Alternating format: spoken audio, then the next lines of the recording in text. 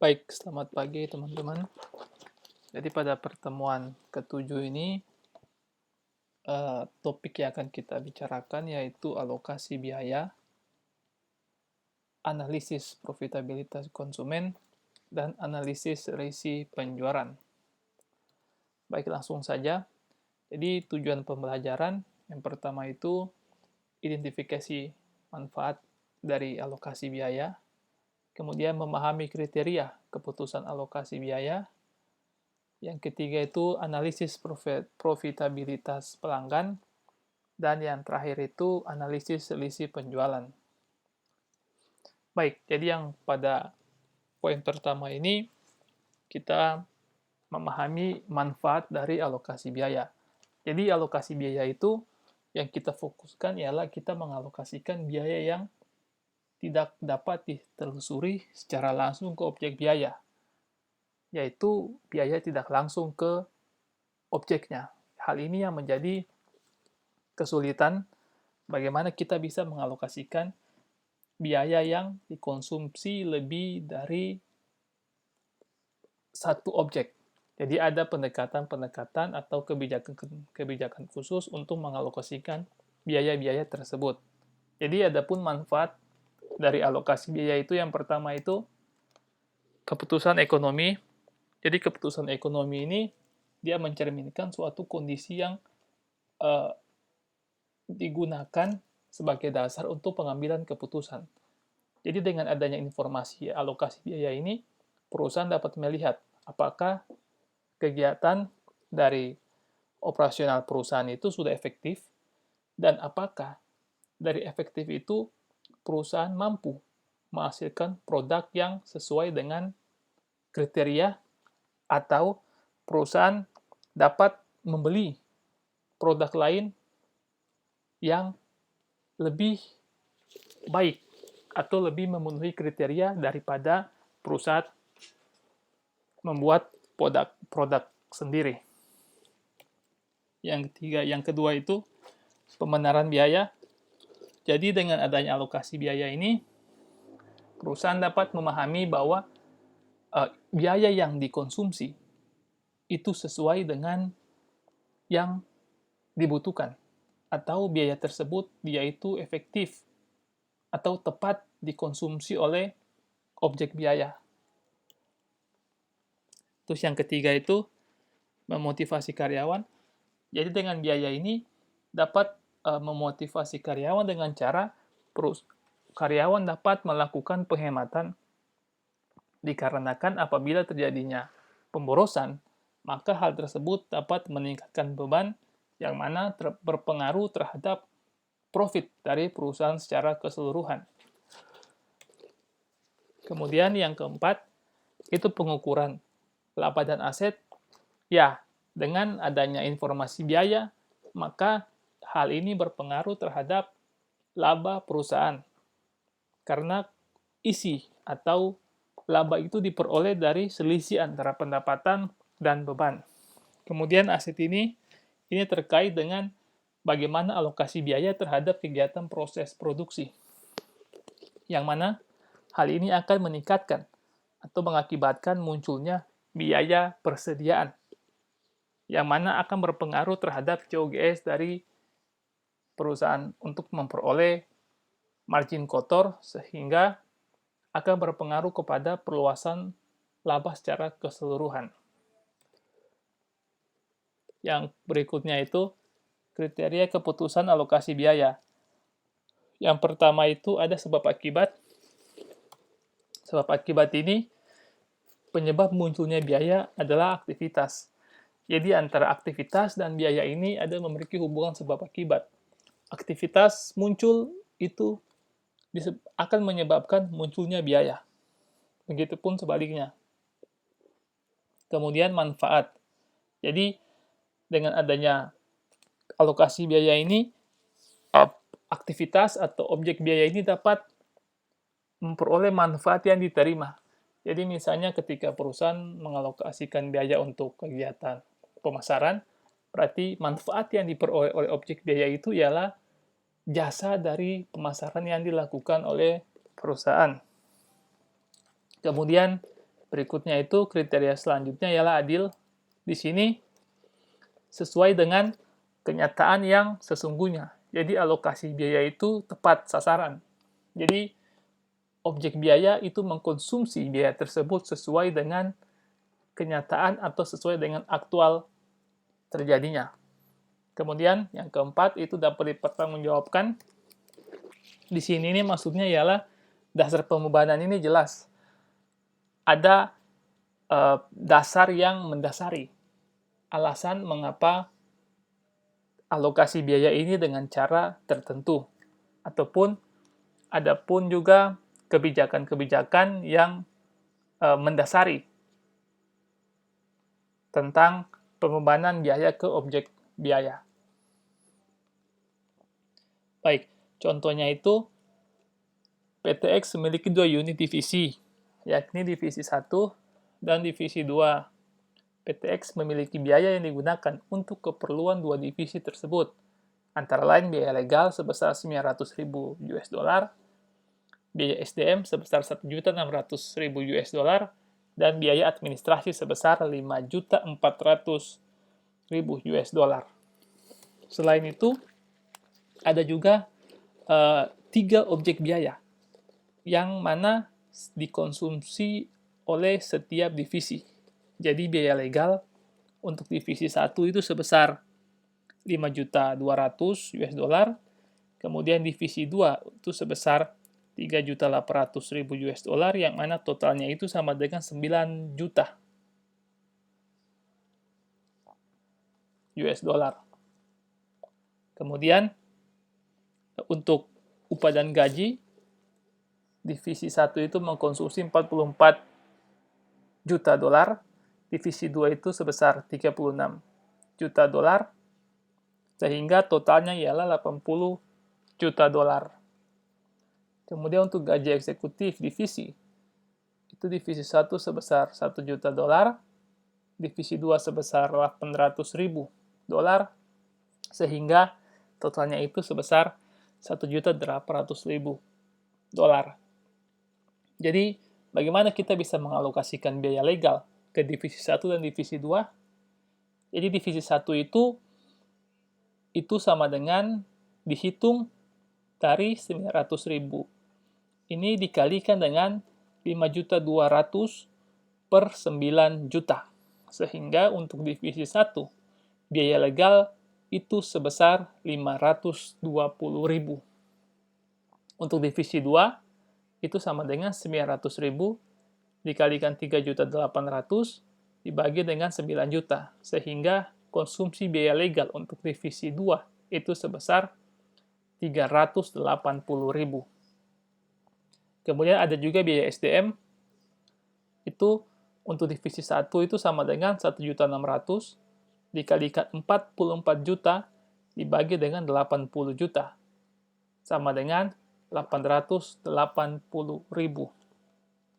Kemudian untuk divisi 2, itu 1.600.000 dikalikan 36 juta per 80 juta, sehingga diperoleh 720.000.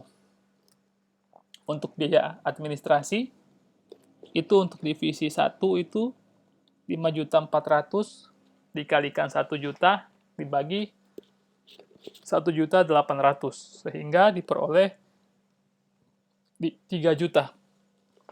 Kemudian untuk divisi 2 itu 5.400.000 dikalikan 800.000 dibagi 1.800.000, itu sama dengan 2.400.000. Jadi untuk biaya legal itu diketahui untuk divisi 1 dari total 900.000, divisi 1 mengkonsumsi 520.000 dan divisi 2 mengkonsumsi 380.000.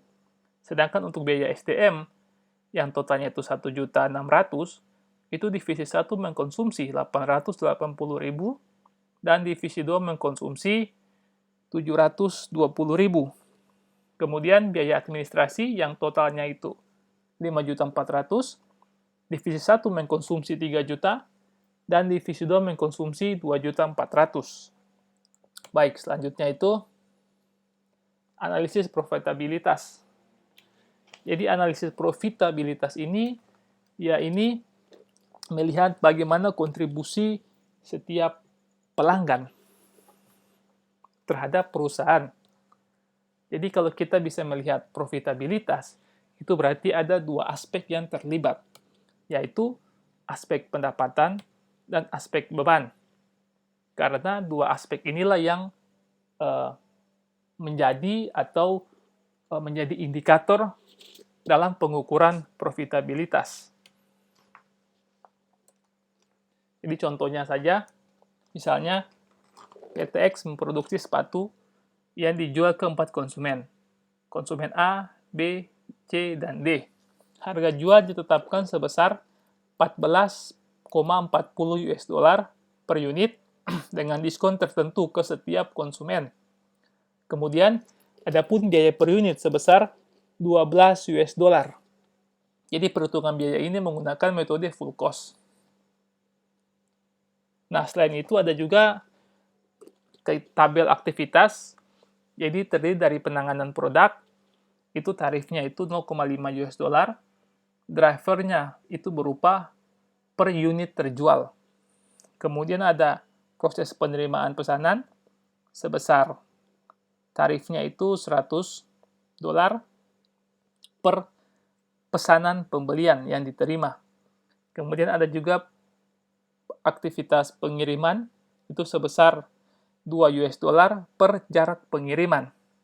Dan ada kunjungan pelanggan. Kunjungan ke pelanggan itu dengan tarif 80 dolar itu per kunjungan penjualan atau kunjungan ke pelanggan.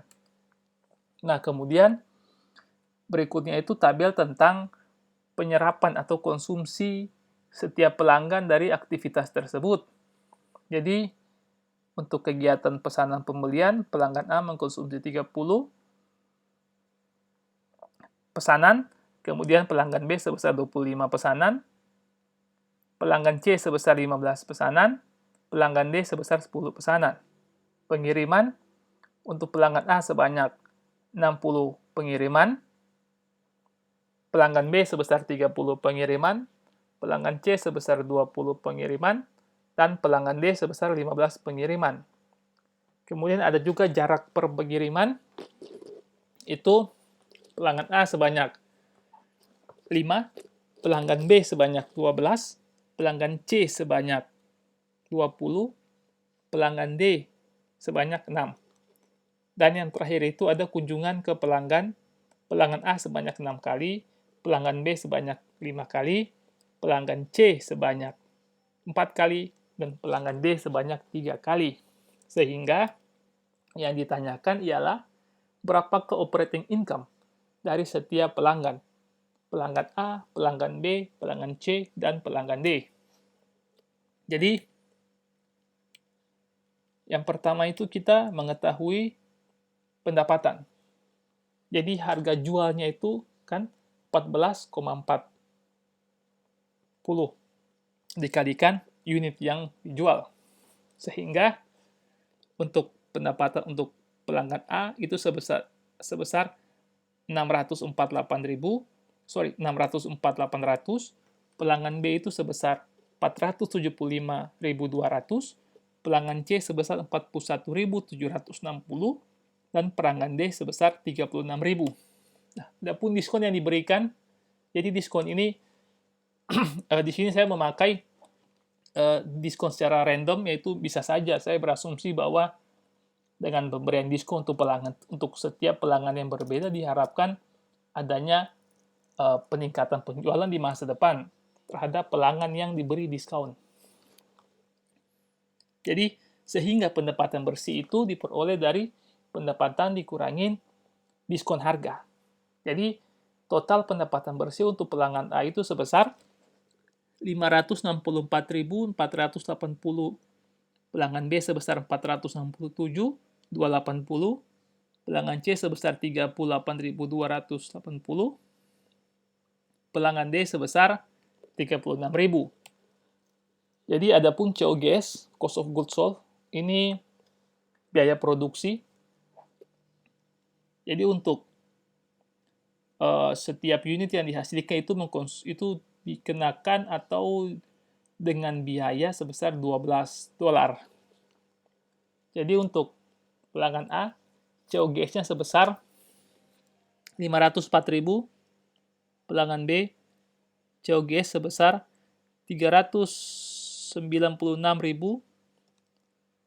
pelanggan C itu sebesar 34.800, dan pelanggan D sebesar 30.000. Sehingga margin kotor untuk pelanggan A sebesar 60.480, pelanggan B sebesar 71.280, pelanggan C sebesar 3.480, dan pelanggan D sebesar 6.000. Nah, selain itu ada juga operating atau biaya yang dikeluarkan oleh perusahaan untuk dalam melakukan kegiatan melayani pelanggan atau kegiatan operating pelanggan. Jadi penanganan produk itu ada tarif sebesar 0,5 dikalikan dengan unit produk, itu pelanggan A sebesar 21.000, pelanggan B sebesar 16.500, pelanggan C sebesar 1.450, pelanggan D sebesar 1.250. Kemudian ada proses penerimaan pesanan, itu sebesar $100 per dolar, $100 per penerimaan pesanan. Jadi untuk pelanggan A itu sebesar 3.000, pelanggan B sebesar 2.500, pelanggan C sebesar 1.500, dan pelanggan D sebesar 1.000. Jadi ada pun juga proses pengiriman pesanan itu sebesar $2. Untuk pelanggan A sebesar 600, pelanggan B sebesar 720, pelanggan C sebesar 800, pelanggan D sebesar 180. Kemudian ada juga kunjungan pelanggan, per kunjungan itu dikenakan tarif $80. Jadi pelanggan A sebesar 480, pelanggan B sebesar 400, pelanggan C sebesar 320, pelanggan D sebesar 240. Sehingga total operating setiap pelanggan itu, untuk pelanggan A itu sebesar 25.080, pelanggan B sebesar 20.120, pelanggan C sebesar 4.070, dan pelanggan D sebesar 2.670. Kemudian, jadi operating income setiap pelanggan itu dihitung dari selisih antara margin kotor dan total dari operating pelanggan. Yang mana pelanggan A itu diperoleh dari 60.480 dikurangi dengan 25.080, sehingga diperoleh 35.400. Kemudian pelanggan B itu margin kotor sebesar 71.280 dikurangin 20.120 diperoleh 51.160. Kemudian pelanggan C itu margin kotor sebesar 3.480 dikurangin 4.070, sehingga operating income itu minus, yang mana operating loss sebesar 590. Kemudian untuk pelanggan D itu margin kotor itu sebesar 6.000 dikurangi dengan operating pelanggan sebesar 2.670, sehingga operating income-nya itu diperoleh sebesar 3.330. Jadi dari keempat pelanggan tersebut dapat disimpulkan bahwa pelanggan B lah yang memberikan profitabilitas yang paling tinggi di antara pelanggan A, pelanggan C, dan pelanggan D. Baik. Jadi pada selanjutnya ini kita membahas tentang analisis selisih penjualan. Jadi kalau yang pada sebelumnya itu kita membahas bagaimana profitabilitas dari setiap pelanggan dari perusahaan tersebut. Jadi perusahaan atau pelanggan-pelanggan mana saja yang bisa memberikan profitabilitas. Nah, tetapi pada bagian ini kita membahas mengenai apa sih yang menyebabkan adanya selisih penjualan yang dialami oleh perusahaan.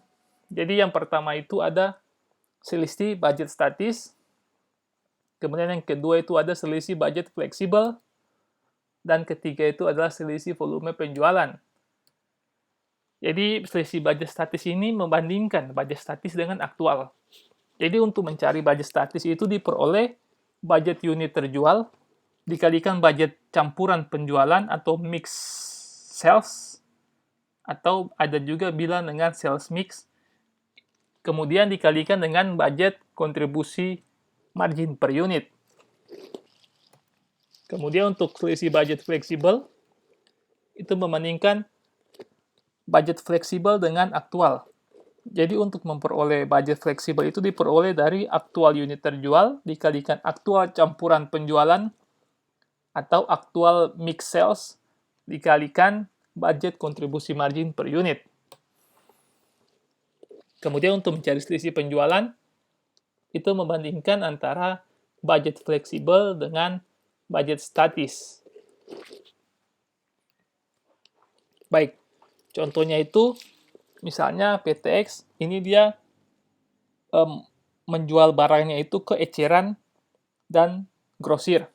Jadi, untuk budgetnya, itu PTX untuk grosir, itu harga jualnya itu sebesar 13,37 US dollar per unit. Kemudian untuk eceran, itu sebesar 14,10 per unit. Tetapi, aktual yang sesungguhnya terjadi ialah untuk harga jual itu untuk grosiran sebesar 13,37, ini tidak ada perubahan. Untuk eceran itu 14,10, itu juga tidak ada perubahan. Nah, untuk biaya variabel per unit ini, yang dibudgetkan itu 12,88 untuk grosir, dan untuk ecer 13,12. Tetapi pada kenyataannya, pada kondisi sesungguhnya, itu biaya per unit variabel untuk grosir itu tidak ada perubahan 12,88, tetapi pada eceran 13,17 ini berbeda dengan yang dibudgetkan. Jadi kontribusi margin per unit untuk grosir baik itu dari budget maupun aktual tidak ada perubahan, yaitu sebesar 0,49 dolar.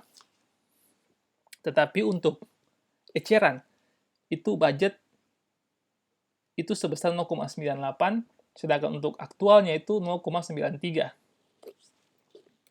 Kemudian volume penjualan, jadi untuk budget itu untuk grosiran 712.000, untuk ecer itu 178.000, sehingga total yang dianggarkan itu sebesar 890.000. Tetapi pada aktualnya itu yang terjual sebesar 900.000, yang mana grosir itu 756.000 dan eceran 144.000. Sehingga campuran penjualan atau sales mix itu untuk grosir yang dibudgetkan sebesar 80%, ecer itu sebesar 20%. Tetapi pada kenyataannya itu, grosir itu terjual 84% dan eceran itu sebesar 16% dari total penjualan. Jadi, kontribusi margin itu untuk yang dibudgetkan, itu untuk grosir sebesar 348.880, untuk eceran itu 174.440, sehingga totalnya itu 523.320. Tetapi pada kenyataannya, grosir itu sebesar kontribusi marginnya sebesar 370.440, sedangkan eceran itu sebesar 133.920, sehingga total kontribusi margin aktualnya itu sebesar 504.360. Jadi, dari yang contoh yang sebelumnya itu dapat kita melihat bahwa selisih budget statis itu dia membandingkan antara aktual dan budget statis. Sehingga aktualnya itu diperoleh sebesar 504.360 dibandingkan dengan 532.320, sehingga terdapat selisih sebesar 18.960. Kemudian untuk selisih budget fleksibel, itu membandingkan aktual dan budget fleksibel, yang mana aktualnya itu sebesar 504.360, kemudian untuk budget fleksibel itu diperoleh dari aktual unit terjual dikalikan aktual campuran penjualan dikalikan budget kontribusi margin per unit. Jadi untuk grosir itu yang terjual itu unit terjual itu 900.000 dikalikan aktual campuran penjualan 84% dan dikalikan budget kontribusi margin per unit 0,49, sehingga untuk grosiran itu diperoleh 370.440. Nah, untuk ecer ini diperoleh dari 900.000 dikalikan aktual campuran penjualan itu sebesar 16%, dikalikan budget kontribusi margin per unit sebesar 0,98. Sehingga untuk ecer ini, budget fleksibelnya itu sebesar 141.120. Sehingga total budget fleksibel itu sebesar 511.560. Sehingga selisihnya itu sebesar 7.200. Kemudian untuk selisih volume penjualan, itu diperoleh dari selisih antara budget fleksibel dan budget statis. Jadi budget fleksibel ini diperoleh 511.560, sedangkan budget statis itu diperoleh 532.320. Sehingga selisih volume penjualan ini sebesar 11.760. Baik, jadi dapat disimpulkan bahwa selisih budget statis yang pertama itu kan 18.960.